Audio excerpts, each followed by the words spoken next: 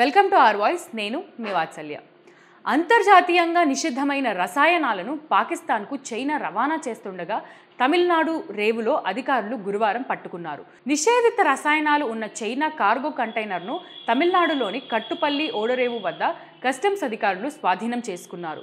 పాకిస్తాన్ జీవ రసాయన యుద్ధం కోసం ఈ రసాయనాలను చైనా పంపుతున్నట్టు కస్టమ్ అధికారులు అనుమానం వ్యక్తం చేశారు. సిఎస్ అని కూడా పిలువబడే ఆర్థోక్లోరో బెంజిలిడిన్ మలోనోనిట్రైల్ సరుకును టియర్ గ్యాస్గా వాడే ఆర్థోక్లోరో బెంజిలిడిన్ మలోనిట్రైనల్ కెమికల్ చైనా కంటైనర్లో పెద్ద మొత్తంలో ఉన్నట్టు అధికారులు గుర్తించారు. అల్లర్లు, నిరసనల్ని నియంత్రించడానికి సైనిక పరంగాను వాడొచ్చునని వారు తెలిపారు.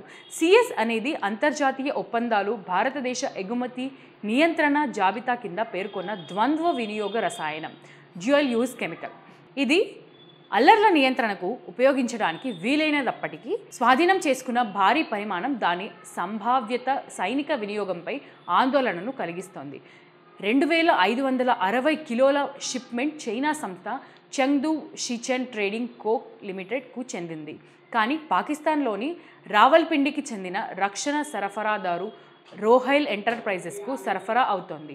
కానీ చెన్నైలో దీనిని స్వాధీనం చేసుకున్నారు. ఈ సరుకును ఏప్రిల్ 18న చైనీస్ సంస్థ చెంగ్డు షిచెన్ ట్రేడింగ్ కంపెనీ లిమిటెడ్ రావల్పిండికి చెందిన రక్షణ సరఫరాదారు రోహైల్ ఎంటర్ప్రైజెస్కు పంపింది. ఇది 2560 కిలోల సిఎస్గా గుర్తించబడింది. ఇంత పెద్ద మొత్తంలో సిఎస్ని స్వాధీనం చేసుకోవడం పాకిస్తాన్కు దాని సంభావ్య వినియోగంపై ప్రశ్నలను లేవనెత్తిందని ఢిల్లీలోని భద్రతా అధికారులు తెలిపారు. అంతర్జాతీయ నిబంధనలను తుంగలో తొక్కి చైనా సహాయంతో పాకిస్తాన్ ప్రమాదకర రసాయనాలను పోగు చేసుకుంటుందన్న అనుమానం ద్వైపాక్షిక సంబంధాలను కొరకరాని కొయ్యగా మిగిలిపోయింది. బలూచిస్తాన్లోని చైనా పాకిస్తాన్ ఎకనామిక్ కారిడార్ ప్రాజెక్టుల్లో భారీగా పెట్టుబడులు పెట్టిన చైనా ఆరోపణతో కూడిన చిక్కుముడును తోసిపుచ్చలేమని అధికారులు చెబుతున్నారు. సిపిఈసి ప్రాజెక్టుల్లో పనిచేస్తున్న 5 పౌరులను చంపిన నేపథ్యంలో తన స్వంత ప్రయోజనాలను కాపాడుకోవడానికి చైనా నియంత్రిత సంస్థను పాకిస్తాన్కు రహస్యంగా సరఫరా చేసే అవకాశాన్ని సైనిక నిపుణులు పరిశీలిస్తున్నారు. చైనీయులు ఇస్లామాబాద్ నుండి ఖైబర్ పఖ్తూన్ఖ్వాలోని దాసుడ్యాం ప్రాంతానికి వెళ్తుండగా తెహ్రాక్ ఈ తాలిబాన్ పాకిస్తాన్ తిరుగుబాటుదారులు దాడి చేశారు. ఇప్పటికే పాక్ ఆక్రమిత కాశ్మీర్, గుల్గిత్ బలూచిస్తాన్లలో పౌరులు నిరసనలు పాక్ సైన్యం కఠిన చర్యలకు దారితీశాయి. బలూచిస్తాన్ ప్రావిన్స్లోని గ్వాదార్ పోర్ట్ కాంప్లెక్స్ స్థానిక ప్రజల నిరసనలతో ప్రతిధ్వనిస్తోంది.